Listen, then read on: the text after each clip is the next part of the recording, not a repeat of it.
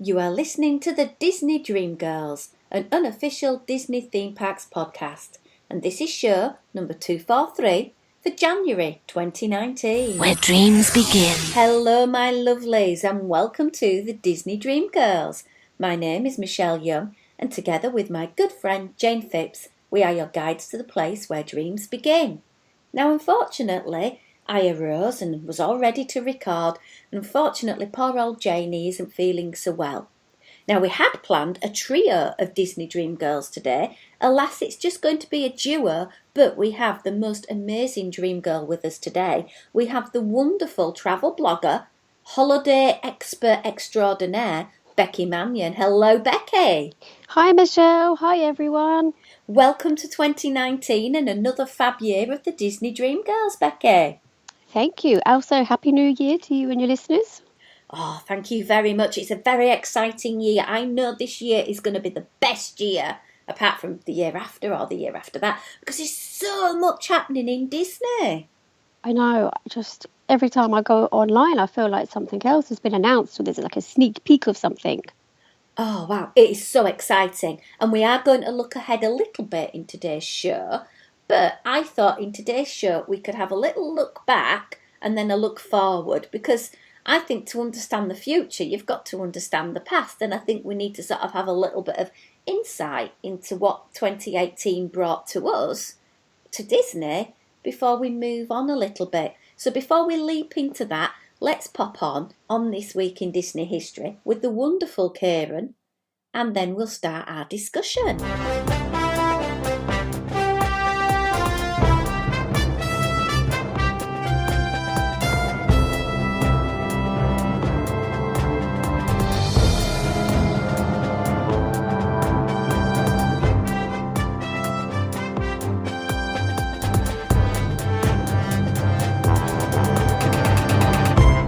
Hello, I'm Kieran and welcome back to another installment of This Week in Disney History. So let's start on the 10th of January in 1904, and on this day actor Roy Bolger was born in Dorchester, Massachusetts. Name not sounding familiar? Perhaps if I said there was no place like home it might help you. Ray was best known for his role as the Scarecrow in The Wizard of Oz. He additionally played the role of Barnaby in Disney's 1961 live-action feature, Babes in Toyland.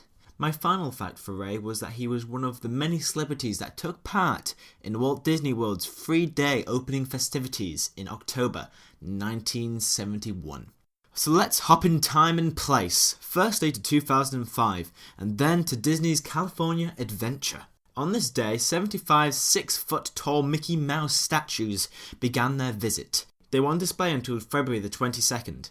Moving on to the 11th of January in 1990, and as we are in California, let's celebrate. Disneyland began its 31st anniversary celebration. On hand for the first time since 1955 were all three of the original hosts of the park's grand opening live broadcast, namely Art Linkletter, Bob Cummings and Ronald Reagan, who reunited in front of Main Street Station before taking part in the party. So now, something for you story lovers, and this is for the 12th of January, and in 1628, author and storyteller Charles Perrault was born in Paris, France. He was the leading father for the fairy tale genre, a leading intellectual of his time. The most famous tales he collected included Sleeping Beauty, Cinderella, Puss in Boots, and Little Red Riding Hood. His versions were mostly adapted from earlier folktales that had never been written down or published before. Also on this day, but in 1990, the International Gateway opened at the then-named Epcot Center. This new second entrance enabled park access to guests staying in Epcot Resort area hotels, as well as those hopping from Hollywood studios. Final news for the 12th. In the year 2000, Mark Davis, one of Disney's 9 old men, the legendary group of Walt's animators, passed away in California, just 3 months short of his 87th birthday. He was the creative genius behind the designs of heroines and villainesses such as Cinderella and Cruella de Vil. After leaving animation in 1961, Davis contributed to designing many of our much-loved Disney attractions as an Imagineer. So now let's move on to the 13th of January 1930, and this day saw the first Mickey Mouse comic strip being published in the New York Mirror and other Randolph Hearst-owned newspapers throughout the country. The strip was written by Walt Disney himself, drawn by Ub Iwerks, and inked by Win Smith. During the first week or so of the strip, it featured a loose adaptation of the animated short Plain Crazy. Later on, Floyd Godfredson took over the Mickey strip and drew it for 45 years. Last entry for the 13th, and come on, there hasn't been a Snow White one for ages. So here we go. In 1938, Disney's Snow White and the Seven Dwarfs had its New York premiere at the Radio City Music Hall, the first Disney film to ever debut at the famous theatre. It ran for 5 weeks. So some fun facts there from the wonderful Kieran. While he's at home from university, I'm cracking the whip and making sure he joins in. So Becky, on a personal front, I gather that you've just had a big development in your life. Yes, I have officially moved out now and I am in my own flat with Luke and part-time Daisy at the moment. So all different for me for 2019. And those of you who don't know, Daisy is your soulmate, your gorgeous little puppy dog. Yes, she is my sausage dog who is going to be 12 this year. I had her since she was a puppy, but obviously because me and my fiancé both work full-time, she's going to be at my mum's during the week. Oh, fantastic. So you're starting to get the little Disney touches around the house now? A few bits. One of my favourite is a frame from the Disney Cruise Line. So it's a Mickey head, but it's made out of, you know what it looks like, rope. Ooh. So the whole of the frame is Mickey's head, but made with ropes. We're just trying to find a suitable picture for it. Well, I'm sure we will be talking a little bit about Disney Cruise Line in our conversations today, because you have turned into a bit of a cruise line obsessive, my lovely. I went on one and I got addicted. Just a teeny bit. So before we sort of start into the whole big looking ahead part, 2018 had quite a busy year for you, because how many Disney trips did you cram in? I did 2 Disney trips and 2 cruises. And you tended to put the Disney trips and cruises together because coming from the UK, it makes sense for us to sort of cram as much in as we can. Oh yeah, like to fly over for just a cruise is obviously, it's quite long-winded and expensive. So we kind of did like the cruise and stay because, like you say, once you're here, when it's only an hour to port, it's much easier than a 9-hour flight. And also, in addition to the considerations of being an English traveller, you also have some medical conditions that impact on travelling quite considerably, don't you? Yeah, so obviously the insurance, I did get an annual insurance last year with cruise cover, but every time I fly, I do book oxygen. So I have to book the oxygen quite far in advance because they only allow 1 passenger on the flight with the oxygen, which obviously is like a whole form for my doctor, a form for me, then to go to Virgin or BA, who then approve it and come back to me. So I have to be like super organised to go on holiday. And if I did that many times a year, can't even imagine the admin. Oh gosh, yeah. So those of you who've not heard Becky on the show before, she has cystic fibrosis and diabetes. So this obviously impacts considerably on your travelling. Yeah, obviously like medications as well. And then I'm not that bad that I asked permission to go, but I know obviously some patients would, so I'm kind of like, I'm going on holiday now, bye. Sorry about that. And I'm sure if anyone has got any particular questions about travelling with these types of conditions, please feel free. We'll give out to get in touch with Becky. We'll give out her contact details at the end of the show so you can have a discussion with her and, find out more details, and she's got such a wealth of advice to be able to give you. But 2018 saw you travelling with the family and having a family adventure, and the family makeup was quite unique as well, wasn't it? Yeah, so there was my mum, dad, me, my sister, her fiance, and their baby. And my sister and her fiance and the baby are all vegans. A couple of years ago, you would have probably turned around to her and say, don't go to Walt Disney World because you will starve to death. I gather last year it was a completely different kettle of fish, and that she was able to quite easily have accommodations made so that she got the best of Disney without losing that theming too. Oh yeah, there was just so much on offer for them. Like we were, like they were surprised, but then we were surprised. And I think they follow it. There's a girl on Instagram and Twitter, and it's like vegan at Disney World.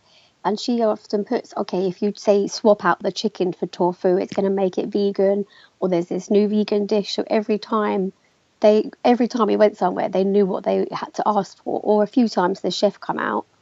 And Disney Springs has got a bakery, not Sprinkles, this is the other one. About 3/4, maybe nearly all of it's actually vegan as well. Wow. So they went there and got, like cookies and pastries and bits. That's fantastic, because my daughter's vegan, so I know some of the challenges that you've got, like buying Christmas gifts or, little treats to send to her in the post, and it's like looking out for those vegan foods. But having recently done my shopping in the grocery store over the last week, everywhere seems to be really hitting home vegan January, and lots of vegan foods are now sort of really been quite visible on the stores, and I gather this is the case in Disney as well. Yeah, it seemed like it was easier to obviously. Well, there was a place. There's in Hollywood Studios. I think it's at Mickey and Minnie's Springtime Dine Fair or something. So they didn't actually come in because they had something booked, but they went up to the buffet, and the chef was like, okay, you can have, like that. Don't have that. You can have that pudding, that dessert, or I'll bring you some like something else out type thing. And like they walked around, and the chef actually went through what they can and can't have. Crystal Palace and Magic Kingdom, he made something special because there wasn't a lot because it was another buffet. Mm-hmm. This massive like pasta dish with vegetables. And Hazel, the little one's quite fussy. She doesn't like sauces. So she literally just had like plain pasta with vegetables. And the biggest bowl of food he brought out for them. We were like, oh my goodness. They managed quite a bit, but they were like, oh my God, there's just so much food. And it was freshly done for them. Oh, that's fantastic. Maybe later on in the year it's something that we need to look into a little bit more with regards to alternative diets, medical diets and things like that. So that's something for us to bear in mind, because I know with my eating plan I try and cut away the carbohydrates, and it is tricky, and sometimes I do have to sort of like sneak in the odd cupcake, but I do try to eat quite a high protein, high fat diet. So yeah, I'll keep that on the back burner. Yeah, cool. You had 2 Disney trips linked in with a cruise line, and you've now done 3 of the Disney cruise ships. Am I correct with that?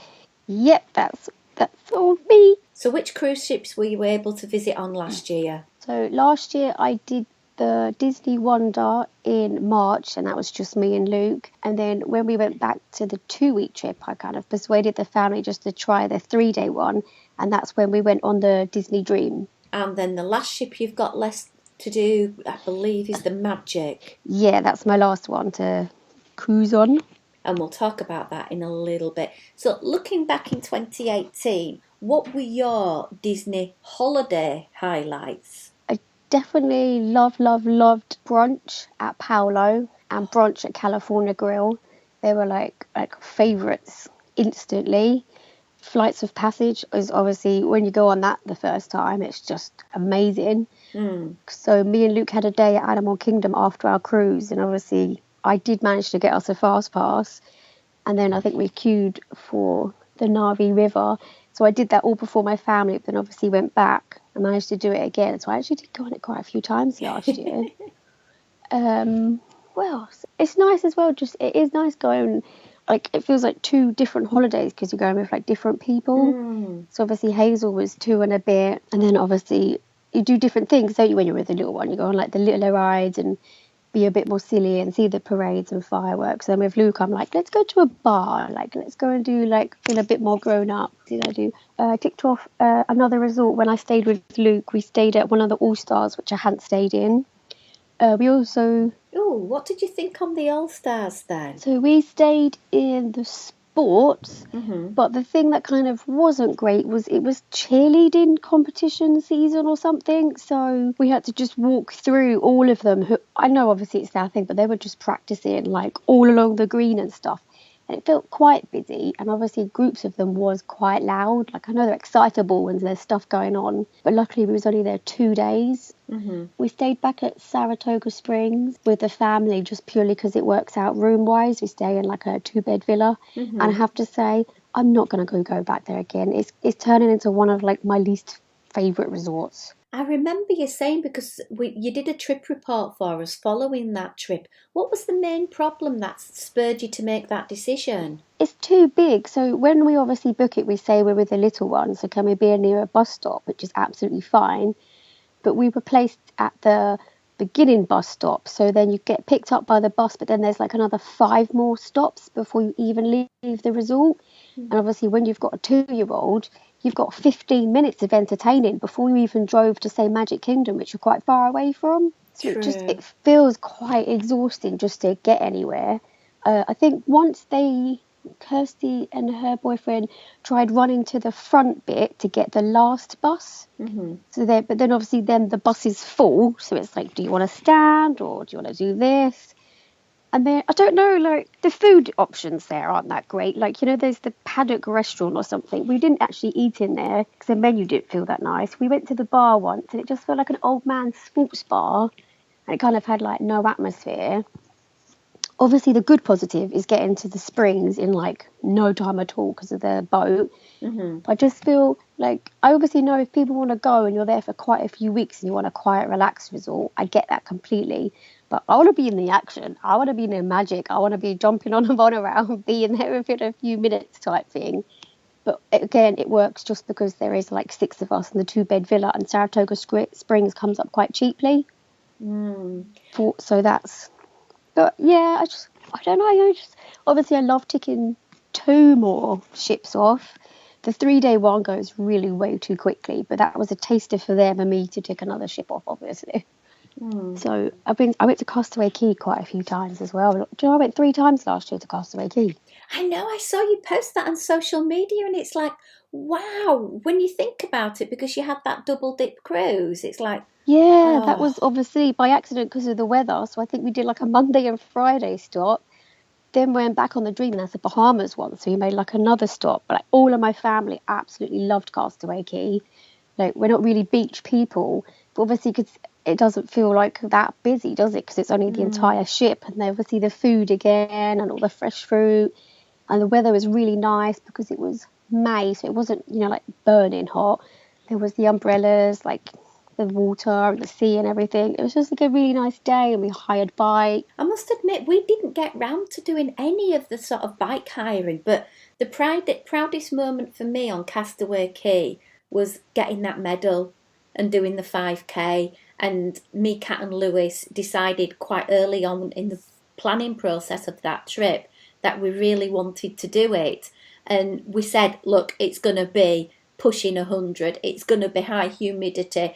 Even at 8:30 in the morning, when the race actually sort of kind of starts, we decided we was going to do a quick walk pace. And that's what we did. And we completed it in about 45 minutes. Although I will put my hand up, I can be a little bit competitive, and I just turned to them when we were like, I don't know, a kilometre from the end, and I just said, do you know what, guys, I just need to run.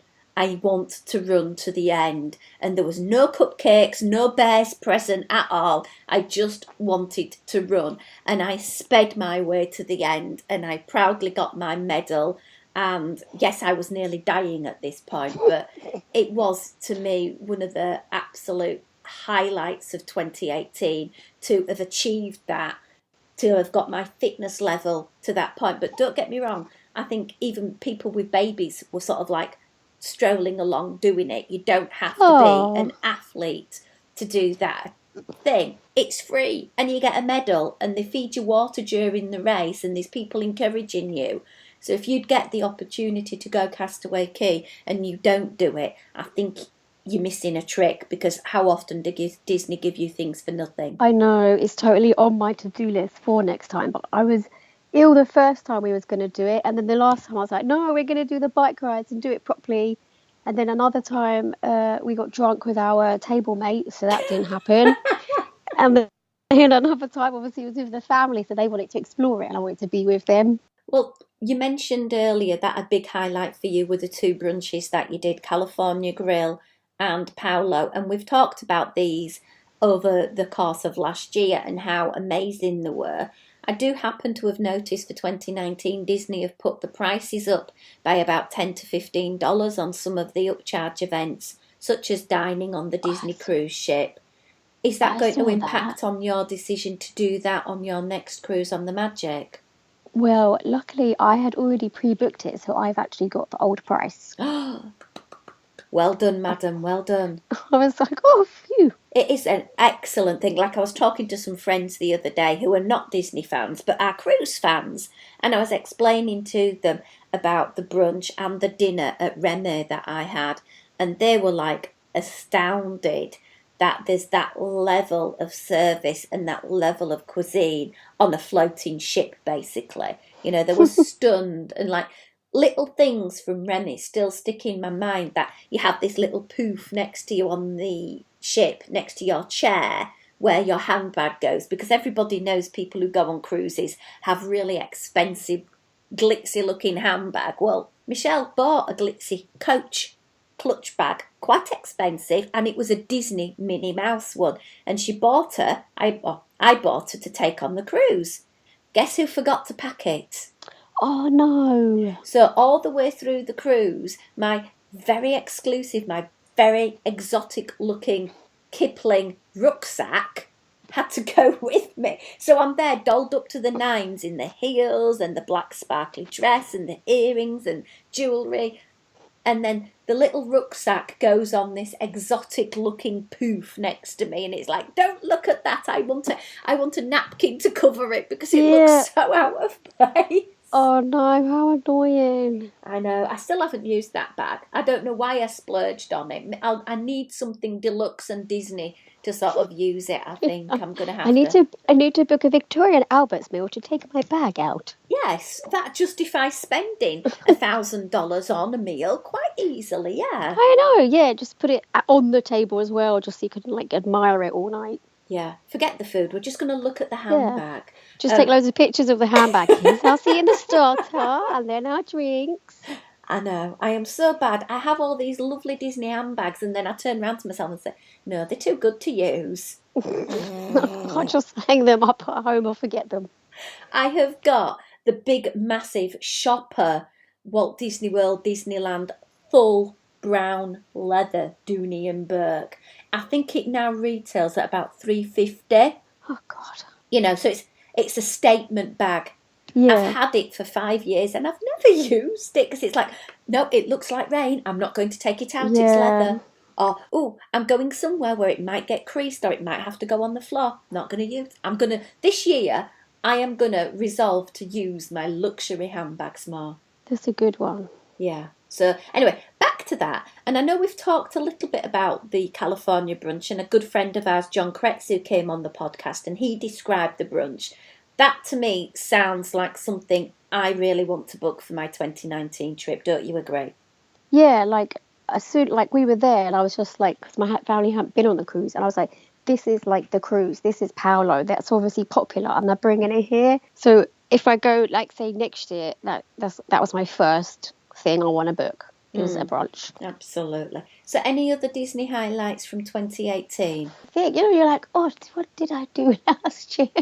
Well, shall we have a look at some of the films that came out over the year? Oh, obviously, my absolute favourite was Marvel. It was Avengers, but I'm still deeply depressed over it. So shh, I've not seen it. Not that I'm likely to, but shh. That was it for me. And I saw that the night before I flew as well. Oh wow, absolutely fab. Well, what else have we had this year? How about Incredibles 2? Did you rate this? I did see it. I think we rented it kind of online. I liked it. Obviously, I know the director, Brad Bird, was like, look, just because it's animation doesn't mean it's for kids. It is an adult film. I love the styling of it, like the retro feel. Obviously, it feels quite different because it's not all technology, like phones and kids and stuff. I liked it, but I wasn't sure that I was willing to have waited, I think, 10 years for it. Yeah. But The Incredibles was never my favourite anyway. So you know when you feel like you just watch it just to watch it. I know what you mean, and to be quite frank with you, I think I saw it at the cinema and I may have had a little snooze in the cinema. So it's one of mine that I've got on the list to watch again because I did thoroughly enjoy it. I love the character of Jack Jack. I think it's fantastic. It's so funny. But the kids also came into their own in that. So that was a big one. You mentioned Marvel, so many Marvel films that came out Oh, I last know. year. So we went and saw Ant-Man and the Wasp. Yeah, that was back in July. Can you believe it? I know. Luke really likes Ant-Man, and I think the first one just came out of nowhere and surprised quite a few people. So we saw that. Obviously, I think we went and saw Avengers twice. Can I just bring in Bayo, the little Oh, dumpling? I didn't see it. Oh, stop now. You can literally get it online for free at the moment. It's only 8 minutes, and I think they coupled it up possibly with another movie that I went to see. Could have been The Yeah, Incredibles because they came out at the same time. And it's yeah. this So Chinese Canadian woman who was lonely, bit like me. I identified with her because Kieran went off to university and she's got empty nest syndrome, but she gets to be a parent of this little dumpling, but then she sort of resents the fact that the dumpling then grows up and is going to leave her. So, oh, it was so yeah, tender and so I do sweet. love the Pixar shorts, so I'm always upset if I don't actually get to see. Oh, I know what came out. Wreck-It Ralph 2. It did indeed in November. I'm not gonna lie, I was disappointed. Were you? Yeah, so I love Wreck-It Ralph, and I've actually watched it quite a few times. I love the whole like thing of it, the characters. But this one, I was really disappointed in the way that they used the social media thing. You know, like Hmm. when he has to become famous and has to get all the likes, and I felt like it was a really bad image to send to kids. I I must just admit, I didn't think of it down that road, but yeah, that is a good point. honestly, I was angry watching it. Like I was like, you know, this is a kids' film. The whole social media thing is going crazy. You don't want to keep telling kids do YouTube videos to do this. Like people still need to go and have proper careers and like go to uni for actual worthy things. And I was just annoyed in the cinema, and I don't even have any kids. Well, you have Daisy. Yeah, Daisy, do not become a social media star. She's so cute in those jumpers, though. What about Christopher Robin? I loved Christopher Robin because we Oh, were able to see it on the Disney Fantasy, and it was quite good fun because I had Kat and Lewis and Stephen with me. And at one point, Kat just looked down the line, and there was Lewis, me, and Stephen all fast asleep. I really wanted to see it, but I just didn't get to it. But it's definitely on my like to watch list. Oh, absolutely. I really enjoyed it. And then we ended off the year with quite a flurry of Disney films, as you mentioned, Wreck-It Ralph, but also Mary Poppins Returns. Yeah, I haven't seen that either yet. You haven't? No, just the days flew by with my Christmas time off, and I just haven't gone to the cinema for a little bit now. Well, we've not technically done a spoiler review of it, and we don't intend to because it's not really what our show's about. So, but I wasn't as big a fan of it as Jane. Jane absolutely loved it. At certain points, she did have tears. But for me, it was good, but I just felt it tried to be too much like the same one, but Yeah, different scenarios. So instead of I, flying a kite, you flew a balloon. And instead uh, of having the rooftop chimney sweep scene, you had a different scene with the lamplighters. And I just feel it wasn't. Anyway, that's just I mine. I read the books loads when I was younger. And I absolutely loved them. Like I got them out of the library all of the time. Do you know what other film I saw which was so strange? So on our cruise, the Disney Wonder, it was the special actual premiere of A Wrinkle in Time, and it Hmm. was showing at midnight. So it was like one of the first films in like all of the USA. So everyone kind of stayed up for it and went to it. Oh my God, that was a strange film. I know it was based on a book, and I didn't know that, and I've never read the book, but oh my goodness, that was disappointing to stay up until two Yeah. in the morning for. Now, let's just move on to merchandise because 2018 is going to look back in the annals of history of the year of rose gold because we had that rose gold ears, rose gold cupcake, rose gold spirit jersey, then you had the rose gold amaretto champagne drink. Then you had the other drink. Everything. Instagram was just full of everything rose gold, even mobile phone cases. Were you a fan? No, too girly for me. Yeah, I must admit, I prefer to have something slightly off, something a bit different. And I must admit, I do love the spirit jerseys, but I'm a bit like you, and because I'm tiny-ish, I'm able to get into the kids' extra large ones. And some of the kids' ones are really good because they had like a rainbow type pattern swirly one. And I love that because no other adults, or not many adults, are wearing them. Yeah, and also, do you remember there was the whole millennial pink as well, which was like an Oh, even worse shade of pink. I know, it was such a girly shade of pink, and they brought out so many things. I know, and it was just like, some girls don't actually like pink, so what can I like? I really want a black magic band. That's all I've wanted for years. Plain black one. It would go with like 3/4 of my t-shirts. Yeah.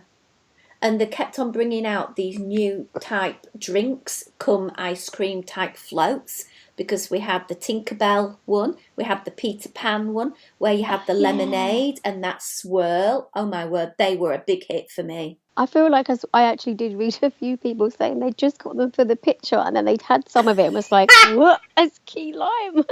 Yeah, I must admit, the pastry tart things over in Toy Story Land that you can get from Woody's lunchbox, they're great on a picture, but it's just like really dry pastry. It's just blah blah blah blah. So I did that. I got one, took a picture, and then it got put in the bin. I did that with a cookie from Polite Pig, Yeah. and it wasn't even on the dining plan because they have to get them from another company, and it was just so it was massive, and then the picture didn't look good, so I didn't even end up using it, and then I didn't eat it because it was just like it was ginormous.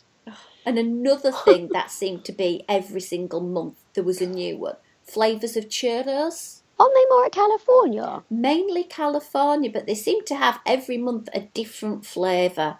Then they had the purple ones, which, according to Wendy Cooper, were pretty, but then you put it in the bin because it just wasn't tasty. I don't think I really. Do you know what? I don't think in all my years I've actually had a churro. Personally, I feel a churro is like chewing on a twig, but that's me. It's quite. I think my sister used to, but obviously now I don't think she would. But they're quite. It's almost too much. Like I prefer, the little donut ones that you get with a chocolate sauce. So it's just like 3 little ones, as opposed to the massive stick. Yeah, I personally like, if I'm going to go something like that, beignets, the Mickey beignets. I know. Did you see they bought alcohol ones this year? I know. Big, massive changes are coming with regards to alcohol availability in 2018. It's now become the norm everywhere with how they changed the dining plan and adding that alcoholic beverage to certain levels. It's really changed up how Disney sell their alcohol, a lot more themed alcohol, a lot more Oh yeah. cocktails. I also read. Do you know Tom Bricker? He does that Disney tourist blog. Yeah. I absolutely love his newsletters. They're like, he's just so like sarcastic, but also really truthful. And like he was saying, last year, in all of the years of Disney, was the most attended adults only out of all the years they've been going. So he's like, they Wow. are appealing to adults and it's working. You don't have to go with kids anymore. Obviously, I know that. But he's saying there's more and more people just going just as an adults only trip. And Yeah. obviously, they're knowing that because they're responding by doing the whole alcohol offerings, and there's more bars and lounges as well, I think. Absolutely. You can go into these lounges and get charcuterie plates, you can get a quick snack, you can get an alcoholic beverage, and you can spend about $20 in doing so. And Epcot is becoming a massive adults play zone Oh because my people are God, just going yes. there and just totally going to the different cultures and different countries and trying different things. And it's amazing that you're getting that. But the downside is towards the end of the day when people have probably had a little too much frivolity. Yeah, like I told you, didn't I, about the time that we were there last May. Oh no, so it must be 2017. And a group of like 20-year-olds had just hired like the mobilized scooter things. I was just driving around in like gangs of them. And obviously, it were loud and just general, like, you're like, I actually can't believe this. Like, okay, you can walk. I know it's a long walk around Epcot, but if you're able, like, what if someone got to the park and they'd run out of scooters or something because there's 10 of them being hired out to drunk kids? I was kind of annoyed with that, but you can tell people are angry because around them with their faces and stuff. And that wasn't even food and wine; that was flower and garden. Wow. Exactly. I've only been to food and wine once about 3 years ago, but I don't remember it being that bad. But I have read a few stories before and heard how it can. And do you know what else I've seen? Like a lot of T-shirts, like drinking around the world type ones. Yeah. And so I know it is. And you can buy little lanyards people have made up. Yeah, So absolutely. It's being kind of promoted a lot. Yeah. While we're still on sort of discussing, we mentioned about the spirit jerseys, let's just think about merchandise this year. Disney have really clued into what people are doing on social media with regards to their ears. Because there's a lot of people out there, our lovely Alyssa, who makes the most amazing crystal-studded ears. Well, Disney are seeing this trend for people wanting more personalised ears. And this year, there's been a slurry of different types of ears. They have those with the detachable bows, so that people can really show their Disney side. And I think Disney are embracing that. They're very on with the trends at the moment. They're putting walls in everywhere so people can have a purple wall, the lolly stick wall, everything. Yeah, and then obviously the Share Your Ears, they made a whole wall for that, didn't they, for the campaign? And yeah, like you say, they obviously are paying attention to social media and seeing. I know obviously it's a lot of locals that do the whole wall and outfits because they have the time to go and not rush for the rides and stuff. And it's just, like you said, like there was a lot this year, wasn't there? Like they had the rainbow flag to appeal to all of that audience. And I know they flew off the shelves. But don't you think Disney are being very savvy with this? Because at the end of the day, they're not paying marketing companies, ad agencies to do adverts. They're actually getting their guests to do adverts. Here's me with this beautiful cupcake and the background of Peter Pan. Look at this. This is amazing. Come to Walt Disney World. And fans are actually doing the work of these ad agency and thus building more money for Disney. I know, it's nuts. And it's been quite a few years now. Like I was saying to like my dad, I was like, it's just genius. And then obviously if they have like quite a few social people, say come to an opening of something, A, they don't need to pay them, but B, the person's then happy they've been invited. And then they just put it out to all their fans. Oh, like there's a new restaurant opening. And then everyone goes because, oh, look, this person went. Oh, but they got this is. And like you said, it's just absolutely genius with like Instagram at the moment. They don't need to even lift a finger. They just go, oh, look, this is rose gold. Someone's done this. This is a good idea. I'm going to go with that one. Absolutely. So, Michelle, we've talked about mine. What about your highlights 2018? Well, definitely, we mentioned earlier about being on Castaway Cay. That was phenomenal. I think I started the year with a song and a sing in my heart because the wonderful Kat and Lewis visited Hong Kong Disneyland and they had got me the most amazing gift. So I came home from work and there was a big box on the table and I opened it up and inside was Stella Lou.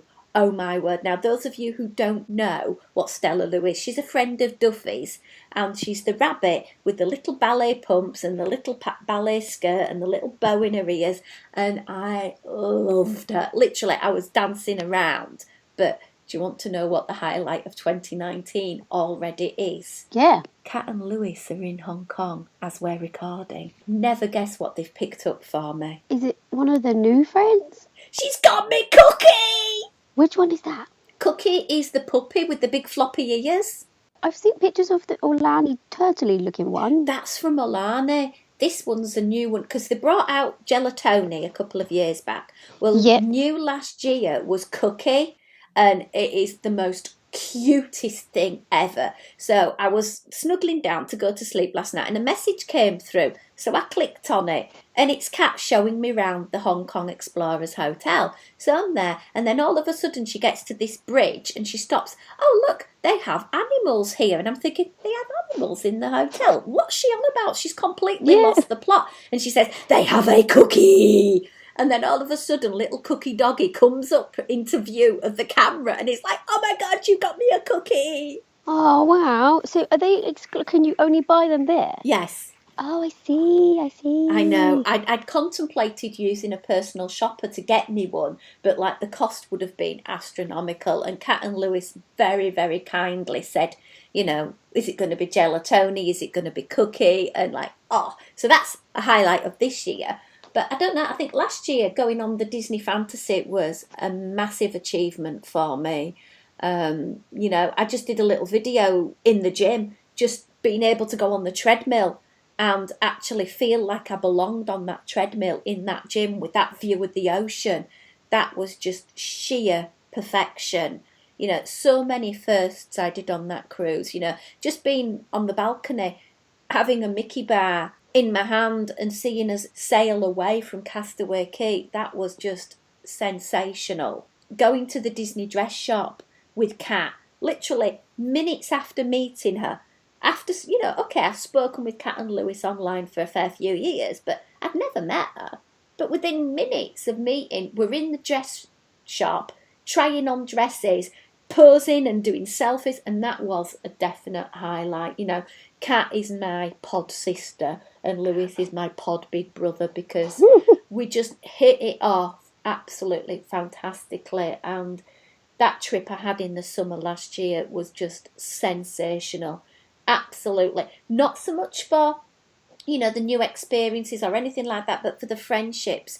And I think this year, as I'm moving into 2019, that's something I'm cherishing more, that I'm seeing more, that Disney just isn't a place to go and have attractions, have food and go and be entertained. It's a place I go and meet my friends and have memories made with them, rather than just be a solo activity, if you know what I mean. Yeah, and like for the last, once I turned 30 as well, people were like, oh, what do you want for your birthday? What do you want to do? And I was like, no, I want to do things.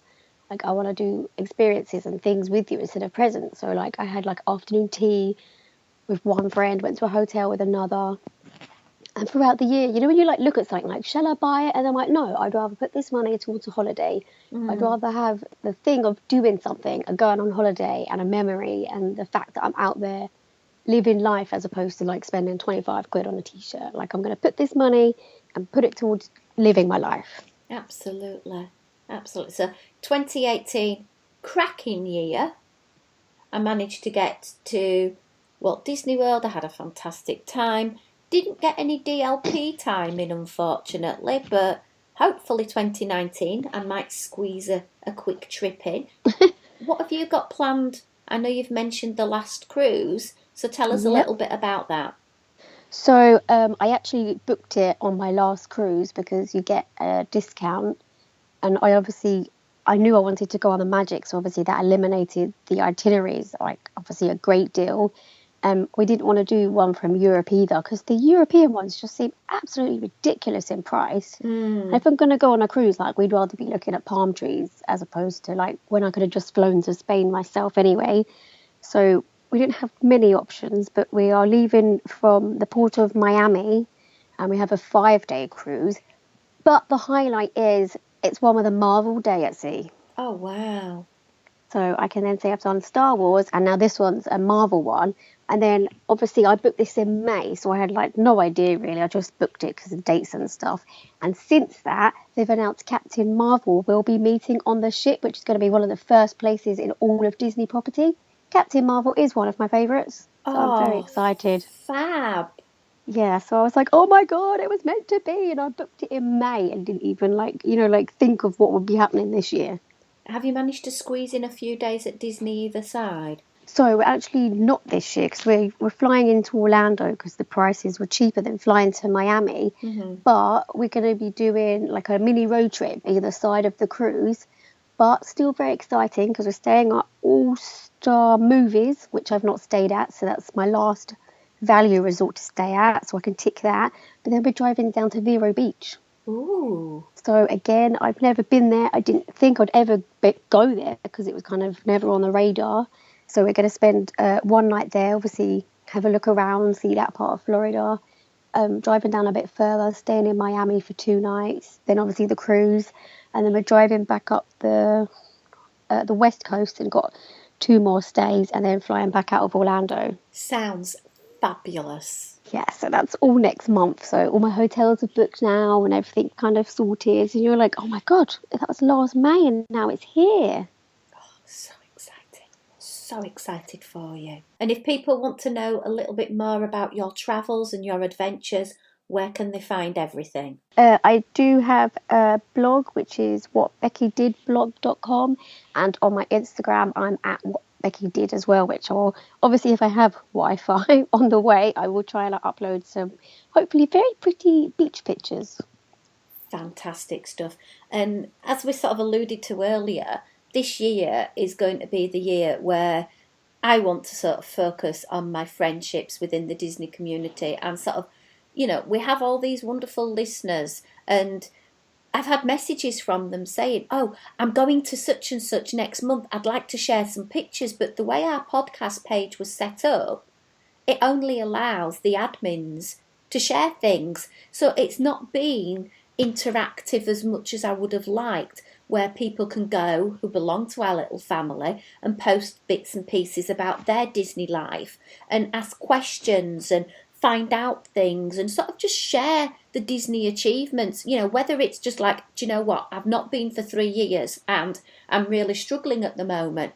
And there are people, you know, that are not able to do the trips that they want to do for many, many reasons. And I think coming together and feeling safe to be able to talk about that and not have people not understand it, because I think if sometimes I'd put that on my normal Facebook, I think people would say, oh, shut up, it's only Disney, you've been loads of times. But I think people in our community will understand the draw, the addiction and the want to go back a bit more. Mm-hmm. Last weekend I was chatting with the wonderful Angie Mills and we decided that, yeah, we'll set up a page that is a group, a Disney Dream Girls podcast family, where everybody can come together and share their fandom, their love of Disney, ask questions and put things together.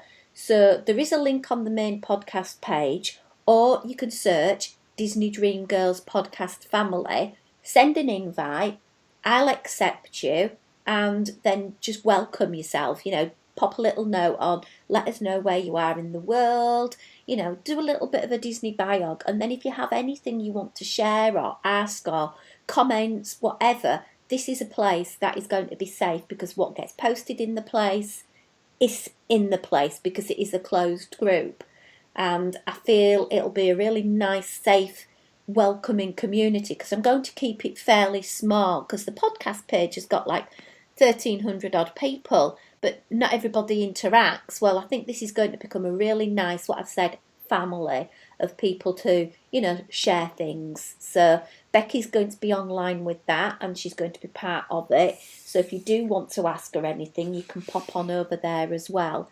And we're going to do some giveaways to promote it and to welcome people in. So I'm really excited about that for this year. Yeah, I'm loving that idea. Like you said, if you don't get Disney, you don't understand. Like someone at work the other day was like, oh, where are you going on holiday? I was like, I'm going on my cruise, my next cruise. He was like, well, haven't you already done that? I was like, well, no, this is a different ship. He's like, aren't you bored yet? No, I'm not. And obviously it's the same when you book a Disney trip, isn't it? Like everyone's like, oh, wonder where you're going. Are you going again? I know. And I was out shopping at the weekend again and I saw this blouse, and it was a black background blouse with lots of little tiny multicoloured, really bright greens and blues and purples. And it just reminded me of the Main Street Electrical Parade, and only a Disney fan would get why I had to buy that shirt. Oh, see, when you said the colours, I was thinking of French Orleans, you know, the Port Orleans one. Yeah. You know, like all of those colours. I thought that's what you were going to say. But it just sung to me as, this is Disney, but not Disney. And my not Disney friends just have a look at me and think, what the earth are you on about, you crazy woman? And I'm going to share things like that, and it'll be just a little bit of fun. Yeah, I look forward to speaking to people. Fantastic. Well, we're going to wrap up this recording right now. So if you want to get in touch with us, the usual manner, email info@disneydreamgirls.com. You can go to our normal Facebook page, Disney Dream Girls, or Disney Dream Girls podcast family. Send an invite, come and join in the conversation, do a little welcome spiel for yourself. We're on Twitter and Instagram with @DisDreamGirls. We've got some amazing things planned for this year. We've got some amazing guests. So looking forward to sharing our Disney with you. But until next time, it's goodbye from me. Bye, everyone.